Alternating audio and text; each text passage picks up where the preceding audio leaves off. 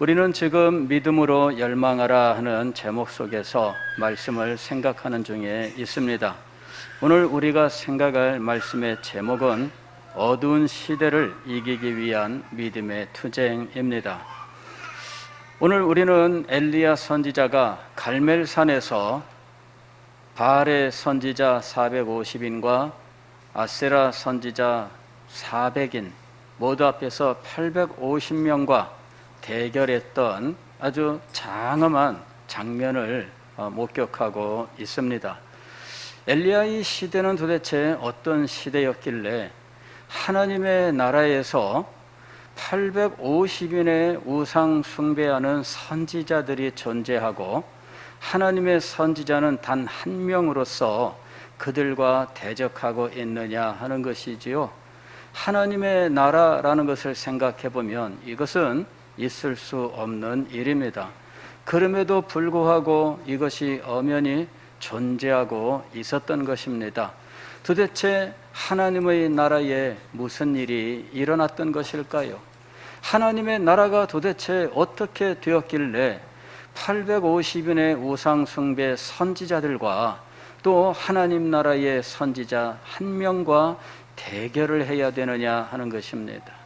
이건 도저히 상상할 수 없는 일이 그 나라에 일어났었다 하는 것을 우리들에게 보여주고 있는 것입니다. 그 시대는 한마디로 여로보암의 길이라는 말로 설명할 수가 있습니다. 여로보암은 북쪽 이스라엘 왕국의 초대 왕입니다. 그 사람은 원래 솔로몬 왕 밑에서 높은 지위에 활동하던 사람입니다. 솔로몬 왕이 그를 인정을 했고 그리하여 백성들을 감독하는 감독자로 삼았고 특별히 요셉 지파를 위해서 그는 그 지도자가 되도록 세웠던 것입니다. 그러나 여로보암이 후에 솔로몬에게 쫓겨서 애굽으로 도피하고 솔로몬이 죽은 후에 돌아와서 이제 이 솔로몬의 아들 르호보암에게 이 나라를 새롭게 할 정책 제언을 하고 그것이 거부되면서 북쪽 이스라엘 10지파가 여로보암을 왕으로 옹립하면서 이제는 유다 왕국과 이스라엘 왕국으로 둘로 분열하게 되는 것이지요. 자, 도대체 무슨 일이 있었던 것일까요? 하나님께서 다윗에게 내 후손에게 왕위를 주겠고 그 왕위가 영원하겠다고 말씀하셨는데 어떻게 해서 이런 나라의 분열이 일어나게 되고 12지파 가운데 10지파가 떨어져 나가는 비극이 벌어지게 되었을까요? 그것은 솔로몬이 하나님을 떠났기 때문입니다.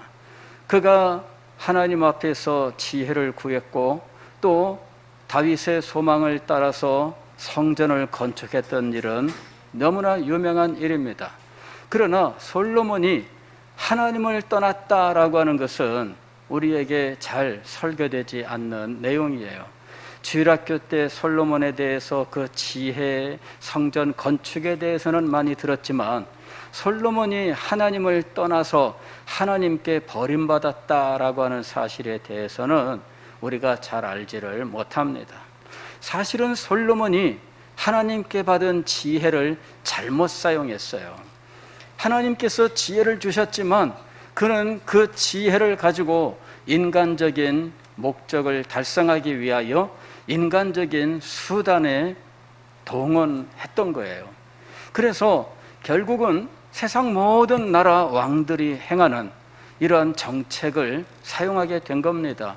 힘이 약한 사람은 지역에 힘 있는 사람들과 혼인 정책을 추진하고 그렇게 해서 그 실력자들의 딸들을 자기의 아내로 삼으면서 이렇게 인척관계가 되어서 나라를 평안케 하려고 하는 정책, 이것이 예부터 지금까지 많이 사용되었던 정책인데 솔로몬은 바로 그 정책을 사용했던 거예요. 주변의 많은 나라와 부족들의 공주들을 자기의 아내로 삼았습니다. 오죽하면은 700명, 300명 이렇게 되었을까요? 우리나라 의자왕의 3,000궁녀에는 미치지 못하지만, 그죠? 그러나 생각해보면 이게 엄청난 숫자예요.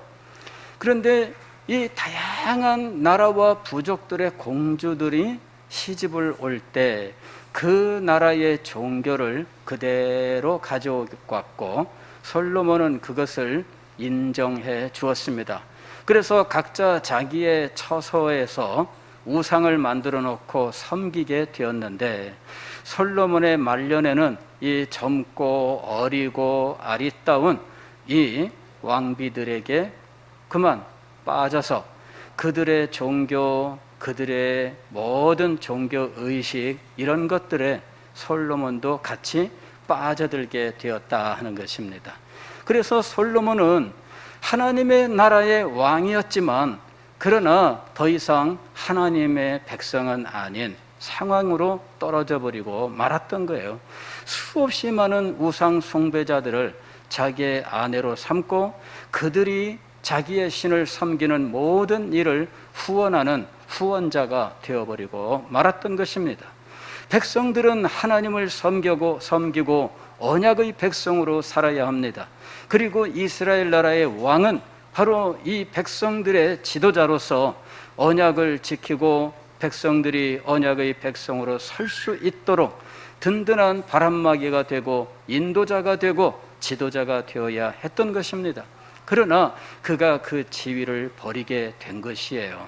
그래서 하나님께서 솔로몬을 버리시고 여로보암에게 네가 언약의 백성으로 충성을 다한다면 너로 한 나라를 다스리게 할 것이다.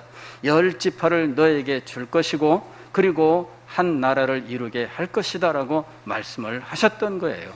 그것을 시샘해서 솔로몬이 여로보암을 핍박하고 여로보암이 애굽으로 망명을 떠나고 했던 것입니다. 이미 이 나라가 그만 하나님 나라의 그 아름답고 영광스러운 모습들을 상실하게 되었던 거예요. 솔로몬이라고 하는 가장 지혜롭고 영광스러운 왕이 오히려 하나님의 나라를 무너뜨리는 앞잡이가 되어버리고 말았던 거예요. 여러분, 이것이 다윗의 후손에게 일어난 일입니다. 다윗이 얼마나 후대를 위해서 헌신하고 희생하였는지 모릅니다. 그러나 다윗의 후대에 일어난 일은 참 비참하게 짝이 없는 일이었습니다. 결국은 이 나라가 둘로 분열하게 되었는데, 여로보암이 새로운 이 나라를 세워 이제 백성들을 하나로 모아 이 나라를 든든히 세우려고 택했던 여러 정책들 가운데 종교 정책이 가장 두드러진 것이었어요. 왜냐하면은 다윗의 후손이 왕으로 있는 유다 왕국, 그리고 그 유다 왕국의 예루살렘 안에 하나님의 성전이라고 하는 이 종교 중심지가 유다 왕국에 있었던 것이죠. 종교 중심이 유다 왕국 예루살렘과 성전에 있는 한 여로보암은 유다 왕국과 경쟁할 수가 없었습니다. 그래서 그는 종교 정책을 새롭게 수립해서 여호와를 섬기는 이 종교의 변질을 시도했던 거예요. 첫 번째로 여로보암이 했던 일은 금송아지 2개를 만드는 일이었습니다.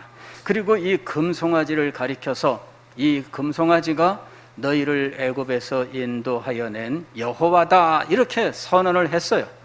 그리고 이 금송아지를 단과 베델은 남쪽 그리고 단은 북쪽인데 이스라엘 전체 땅 가운데 남북에 해당합니다. 이 남북에 해당하는 베델과 단에 제단을 쌓고 금송아지를 갖다 놓은 거예요. 그리고 예루살렘 성전으로 올라가지 말고 베델과 단에 올라가서 하나님 앞에 제사를 드려라. 그리고 여로보암 자신도 이제는 단에 가서 하나님 앞에 제사를 드리게 되었던 것입니다. 더 나아가서 제사장, 레위 지파 사람만 제사장 된다는 법이 어디 있나? 아니, 아론의 자손만 제사장이 된다는 법이 어디 있나? 원하는 사람이면 누구나 제사장이 될 수 있다, 이렇게 해서 아무나 제사장이 될 수 있도록 했던 거예요.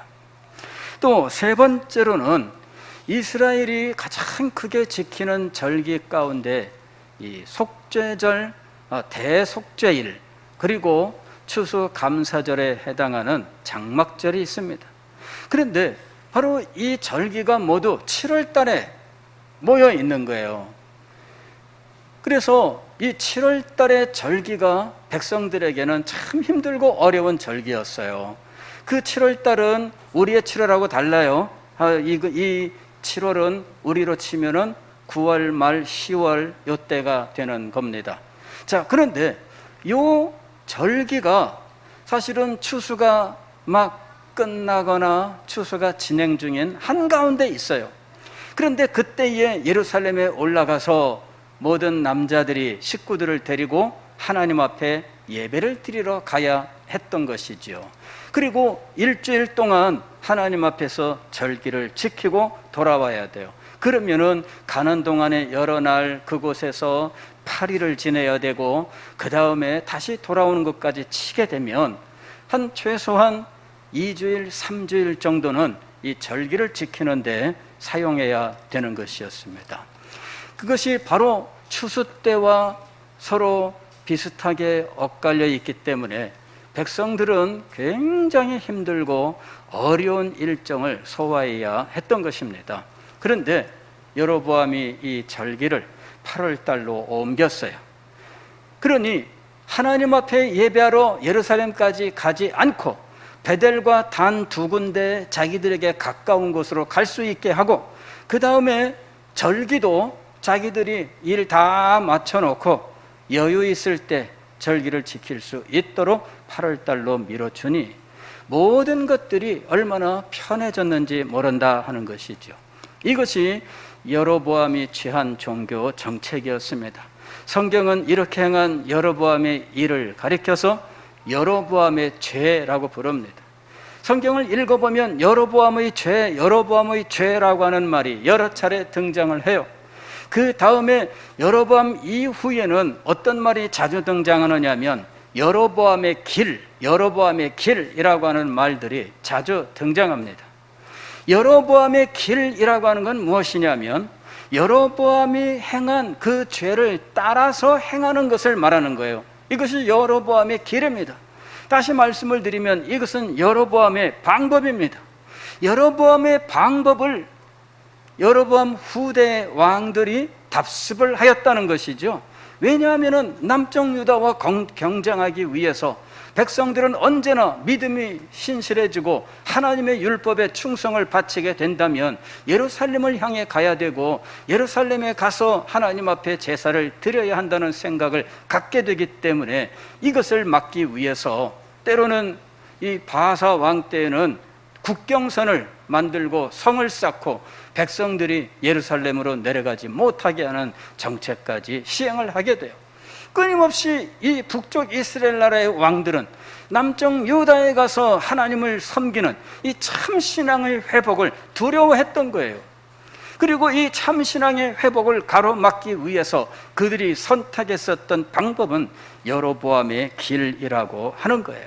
이것이 바로 시대 정신입니다. 시대 정신은 하나님을 섬기는 참 믿음을 방해해야지만 내가 편해질 수 있고 내가 성공할 수 있다라는 것이, 왕은 하나님의 말씀을 순종하는 것을 물길을 돌려야 돼요. 믿음의 물길을 돌려주어야 그래야 자기가 왕으로 권세를 누릴 수 있고 나라를 평안하게 유지할 수 있다고 생각한 거죠. 그래서 신앙의 물줄기를 바꿔놓은 거예요. 이것이 여로보암의 길이라고 부르는 것입니다. 이 여로보암의 길이 시대정신이 되었고 대대로 이스라엘의 왕들이 선택한 정책이 되어버렸던 거예요. 엘리야의 시대는 여로보암으로부터 7대 왕인 아합 왕 때였습니다. 7대 이르는 동안에 3번의 반란이 일어납니다. 그래서 그때마다 앞선 왕조의 모든 집안 식구들이 몰살당하는 비극을 겪어요. 여로보암의 집안도 아들 나답 왕 때에 반란이 일어나서 그 집안의 모든 사람들이 몰살을 당하게 됩니다. 3번이나 이런 일들이 일어나고 7대 왕인 아합이 왕이 되었을 때 그는 여로보암의 길을 가면서 더 깊고 그리고 더 거창한 정책을 시행하게 되는데, 이번에는 바알과 아세라를 국가 종교로 삼습니다. 이전까지는 여호와 하나님을 국가 종교로 삼고 있었어요. 금송아지를 세워놓았던 베델과 단이든 상관없었습니다. 어쨌든 명목만큼은 여호와 하나님이었어요. 그러나 이제는 왕과 왕비가 공식적으로 바알과 아세라, 이 이방신을 우상으로 섬기게 되었습니다. 그리고 이것을 지적하고 백성들에게 참 말씀을 전파하는 선지자들을 모두 잡아 죽이는 만행을 저질렀던 거예요. 감사하게도 그의 국내 대신이었던 오바댜가 100명의 선지자를 2군데로 나누어서 동굴에 50명씩 숨겨서 보존했던 일이 있어요. 그 시퍼렇게 왕명이 살아있고 선지자들을 잡아 죽이는 그 공포스러운 순간에도 하나님을 경외하는 참된 성도들은 선지자들을 보존하고 하나님 나라를 보존하려고 애를 썼던 거예요. 시대 정신이 그렇게 도도하게 흘러가는 상황에도 여호와를 경외하는 사람은 그 시대 정신 속에서도 굳은 믿음을 가지고 하나님을 섬기는 도리를 지키려고 애를 썼다 하는 것입니다. 그런 사람들 가운데 엘리야가 대표적인 사람이었어요. 여로보암의 길이 도도하게 흘러가는 시대 정신으로 살아있는 시대에, 그리고 이것을 심화하여 바알과 아세라 우상을 섬기고 그리고 선지자들을 모두 잡아 죽이는 그런 시대에, 이 시대를 새롭게 하고 이것을 하나님의 나라를 회복시키려고 하는 용기 있는 한 사람이 있었는데 그가 바로 엘리야 선지자였던 거예요. 그리고 그의 사역의 정점은 갈멜산에서 바알의 선지자 450명, 아세라의 선지자 400명과 대결하여 승리한 것에 있습니다. 그는 언약의 하나님께 대한 믿음이 아주 굳세게 자리 잡고 있는 인물이었습니다. 오늘 우리가 읽은 이 성경 말씀을 보십시오. 여기 36절 보면 이렇게 되어 있죠. 저녁 소재 드릴 때에 이르러 선지자 엘리야가 나아가서 말하되 아브라함과 이삭과 이스라엘의 하나님 여호와여. 아브라함과 이삭과 이스라엘의 하나님, 이것은 언약의 하나님이라는 말이에요. 언약의 하나님. 하나님께서 아브라함과 언약을 맺으셨어요. 그리고 이삭도 하나님과 언약을 맺습니다. 그리고 야곱도 하나님과 언약을 맺어요. 이 언약은 물론 새로운 언약은 아닙니다. 모두 아브라함의 언약이에요. 그런데 아브라함과 맺은 그 언약을 그 아들 이삭이 자기의 언약으로 새롭게 하는 거죠. 이게 언약 갱신이라고 하는 겁니다. 즉 우리는 항상 부모님의 믿음을 그냥 내가 받아서 사는 것이 아니라 부모님이 가졌던 그 믿음을 나의 믿음으로 고백하는, 내 믿음의 고백으로 받아들이는 일이 있어야 하는 거예요. 이것이 언약 갱신입니다. 그래서 아브라함이 하나님과 언약을 맺었는데 이삭이 그 언약을 자기의 언약으로 받아들여서 언약을 갱신해요. 하나님께서 이삭과 새롭게 언약을 맺는 것처럼, 그러나 그 언약은 본질적으로 아브라함의 언약과 같은 거예요. 그리고 야곱도 하나님과 언약을 갱신하는데 그 언약은 근본적으로 이삭의 언약과 동일하고 아브라함의 언약과 동일했던 거예요. 그래서 성경은 아브라함과 이삭과 야곱, 오늘 성경 말씀은 이스라엘이라고 나와 있는데 이것은 야곱의 또 다른 이름이죠. 그래서 이 언약이 대대로 새롭게 갱신되면서 아버지의 언약을 나의 언약으로 받아들여서 살아갔던 이 믿음의 계보, 이것을 지금 말씀하고 있는 거죠.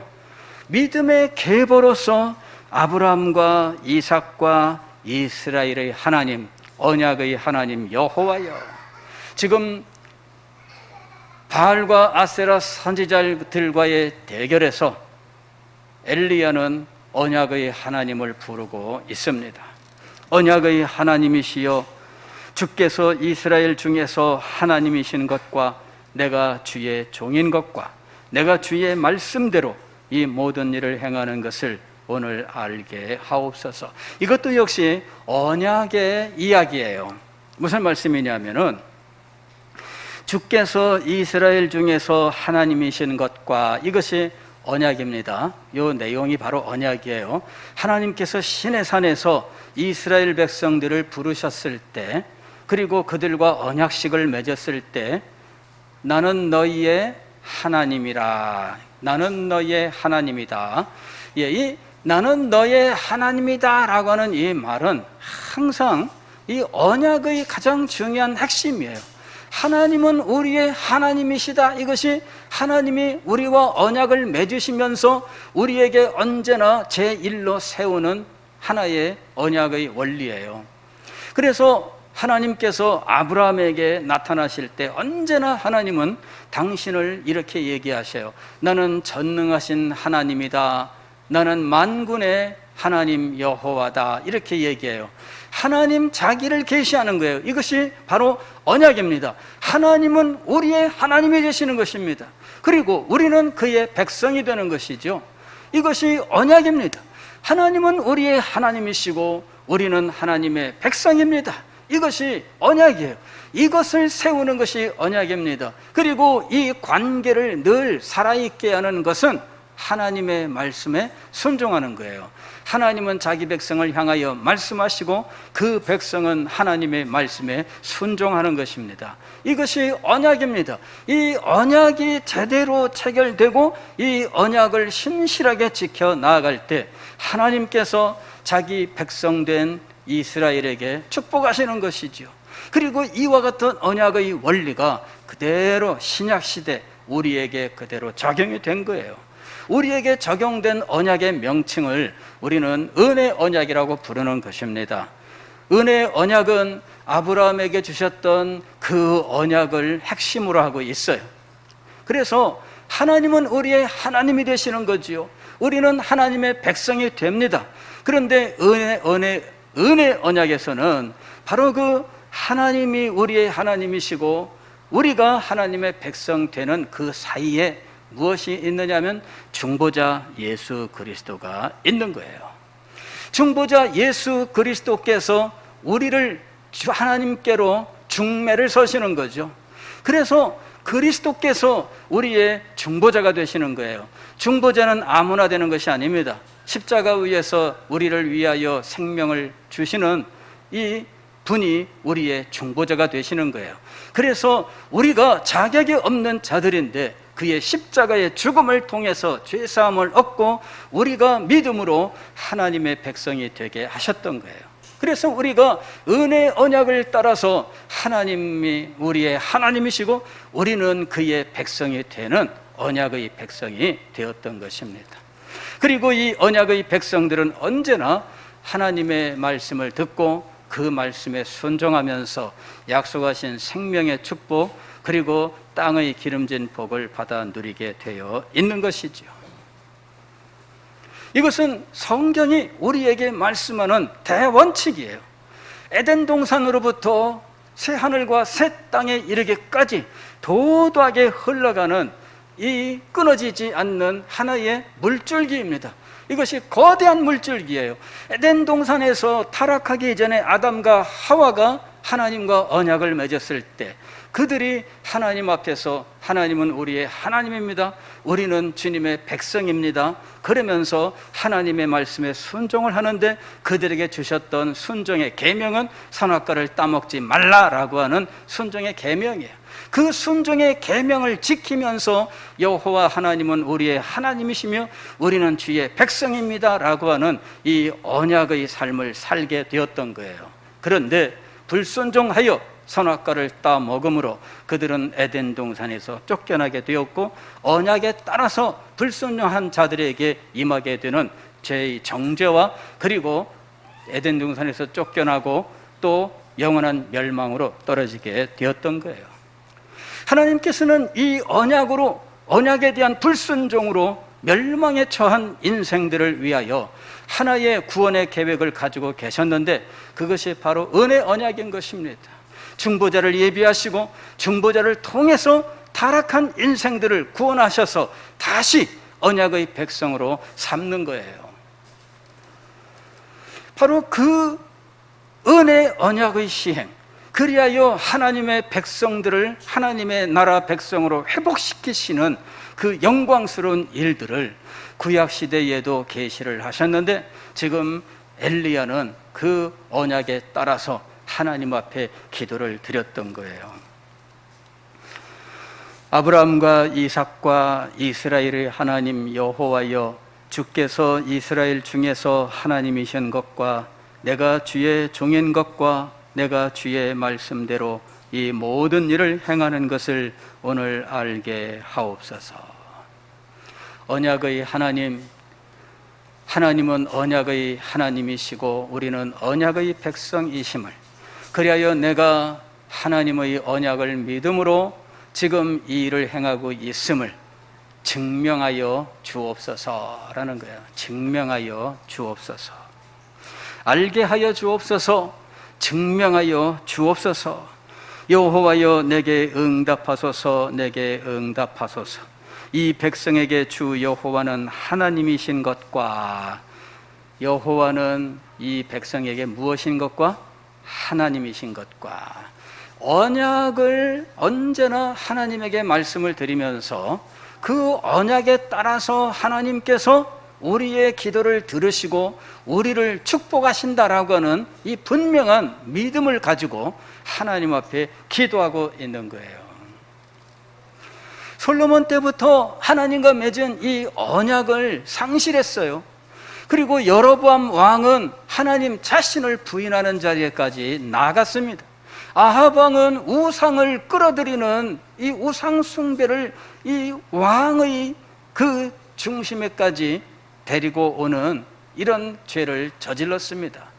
그래서 그 나라 백성들이 하나님의 백성으로서의 자존감도 모두 상실하고, 그리고 자신의 정체성을 상실하는 이런 비극 속에 빠져들어가게 되었을 때에 엘리야가 이 모든 일에 대하여 처절하게 저항했던 거예요. 그리고 갈멜산에서 마침내 엘리야는 하나님의 증거를 받게 됩니다. 그리고 그곳에 있었던 아합과 모든 백성들이 하나님의 증거를 목격하게 되었습니다. 하늘에서 불이 내렸고 그 불이 제단의 나무를 불태우면서 제단 제물들을 모두 불태워 하나님께서 받으셨던 거예요. 그 놀라운 일들을 목격하고 나니 바알과 아세라 선지자들이 그만 정신을 모두 잃게 된 겁니다. 엘리야가 백성들에게 외쳤습니다. 저들을 사로잡아라, 그리고 죽여라 해서 그 땅에서 마음껏 활개치던 바알과 아세라 선지자들이 일거에 멸망하게 되었던 거예요. 여러분, 시대 정신이라고 하는 것이 있어요. 그 시대 정신이 도도하게 흘러갑니다. 그런데 이 시대 정신이 하나님을 부인하고 신앙을 변질시키고 교회를 타락시키고 하나님의 백성들의 정체성을 무너뜨리고, 그리하여 하나님의 나라를 이 땅에서 말살시켜버리는 쪽으로 작용하고 있었던 거지요. 그런 시대에 하나님을 향하여 떨쳐 일어났었던 믿음의 사람, 그가 바로 엘리야였던 거예요. 사랑하는 성도 여러분, 오늘 우리 시대라고 다른 시대이겠습니까? 우리가 살고 있는 이 시대는 여로보암의 길이 시대 정신이었던 그 때와 실상은 많이 차이가 나지 않습니다. 우리는 신앙의 변질에 대해서 많은 경고를 듣습니다. 아니, 신앙생활하고 있는 우리가 살고 있는 이 시대, 이 불신 세계가 얼마나 교회에 대하여 신앙에 대해서 비판을 하고 있는지, 그런 속에서 교회는 신실한 믿음보다는 오히려 편의주의와 실리주의에 빠져버리는 이러한 상황 속에 처해 있습니다. 여로보암의 길의 특징은 무엇이냐면 편리주의예요. 편의주의, 즉 성도들에게 편리함을 제공하는 거예요. 신앙생활을 하나님의 말씀대로 그대로 지킨다면 여러 가지로 불편하고 힘들고 어렵다, 그래서 좀 쉽게 해주겠다라는 것이죠. 그렇게 쉽게 해주면 사람들의 마음이 그쪽으로 쏠린다는 거예요. 그런데 이 편의주의라고 하는 것이 오늘날 우리 시대의 정신이 되어 있잖아요. 어디나 쉽고 편하고 좋고 이런 데 가고 싶잖아요. 실리주의라고 하는 것이 있어요. 실리주의, 실용주의라고 하는 것이죠. 이런 것들이 오늘날 우리가 살고 있는 시대의 정신이에요. 그리고 그 시대 정신이 오늘 성도들의 신앙생활에 영향을 미치고 있는데, 교회의 지도자들이 그것을 이용해서 성도들을 자꾸 편하게 이렇게 해주면서 결국 우리의 신앙생활은 무너지게 되는 거예요. 여로보암의 길이라고 하는 이 시대 정신은 사실은 그 시대로 끝나지 않고 그 후에 하나님의 나라 백성들에게 두고두고 영향을 미치고 결국은 하나님의 나라 백성들을 이 땅에서 몰아내는 일을 성공시키게 돼요.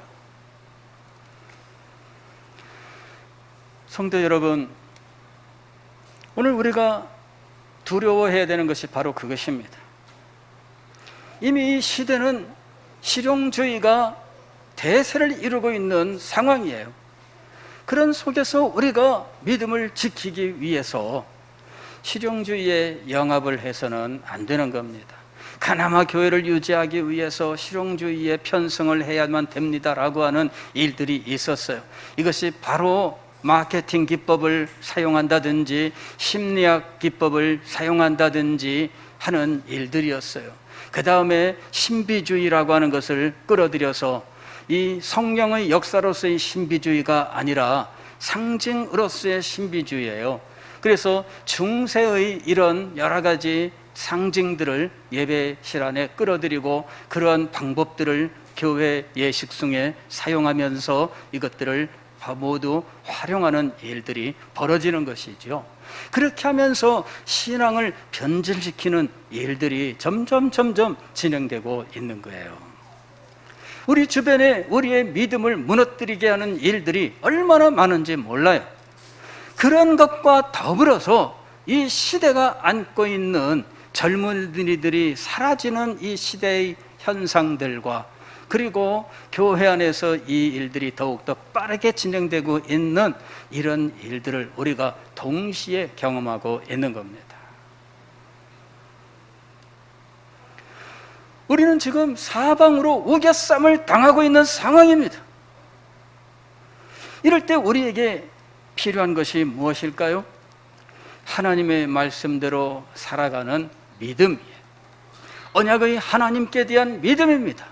하나님께서 이 땅에 언약의 백성들을 두신 이유가 무엇일까요? 하나님은 반드시 그 뜻을 이루실 거예요.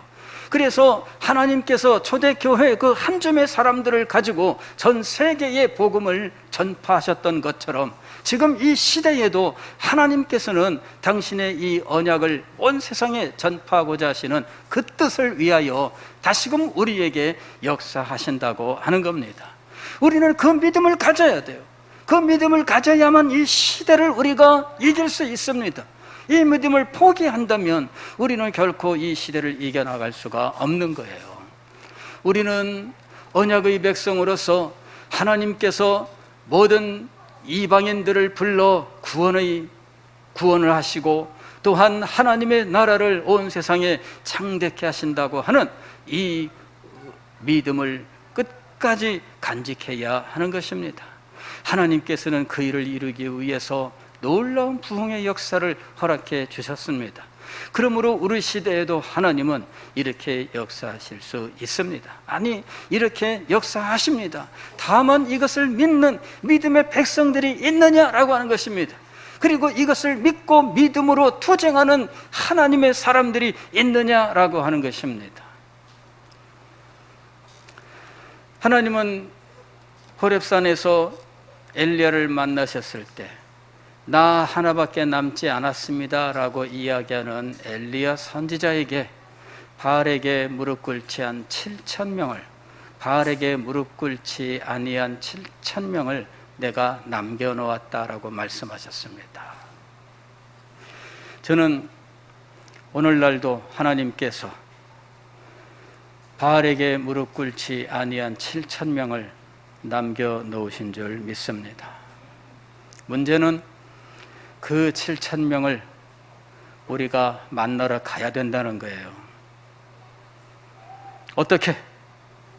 믿음으로 7,000명을 얻기 위해서 나가야 돼요. 저는 엘리야의 말년의 사역을 보면서 전반기의 사역과 다른 그 모습에 깊은 감동을 받았어요. 엘리야는 호렙산 이후에 그는 선지 생도들을 양육하는 일에 힘을 씁니다. 가장 먼저는 엘리사를 만났고, 그리고 이스라엘 전 땅을 돌아다니면서 선지자들을 양육하고, 그리고 그 제자들을 그 땅에 남기고 하나님의 부름을 받습니다. 7,000명을 발견하는 사역을 한 거예요. 7,000명을 양육하는 사역을 했습니다. 7,000명을 지원하는 사역을 했습니다. 여러분, 선지자 7,000명이 세워진다면 얼마나 놀라운 역사가 일어나겠습니까? 오늘도 하나님께서는 이렇게 바알에게 무릎 꿇지 아니한 7,000명의 사람을 남기시고 하나님의 나라를 회복시키실 줄 믿습니다. 이 믿음을 가지고 나아가는 우리가 되시기를 주의 이름으로 축원합니다.